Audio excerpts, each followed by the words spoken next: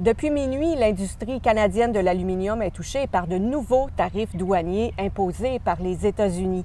Laurie, est-ce que tu peux nous résumer la situation actuelle? Oui, certainement, Vicky. Donc, c'est au nom de la sécurité nationale que le président américain Donald Trump a décidé d'aller de l'avant, faire passer les tarifs de 25 à 50 Et évidemment, ça crée de l'incertitude dans la région pour les exportateurs, les transformateurs et évidemment aussi les travailleurs. C'est difficile à ce moment-ci, par contre, de savoir de quelle manière les effets vont se faire sentir au cours des prochaines semaines, des prochains mois. On sait actuellement que les grands producteurs d'aluminium produisent des lingots qu'ils exportent aux États-Unis et les transformateurs américains vont devoir payer ces lingots plus cher, mais comme ils en ont en réserve, peut-être que ça pourrait prendre du temps justement avant que les effets se fassent sentir.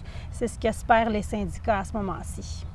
Toute cette belle saga-là qui est avec des rebondissements spectaculaires, nous, de notre côté, ce qu'on croit, c'est que ça va se terminer autour d'une table de négociation à un moment donné, parce qu'on va devoir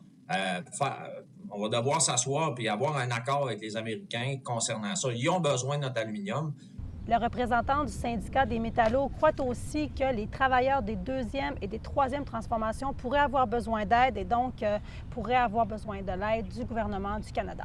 Merci beaucoup, Laurie. Je t'en prie.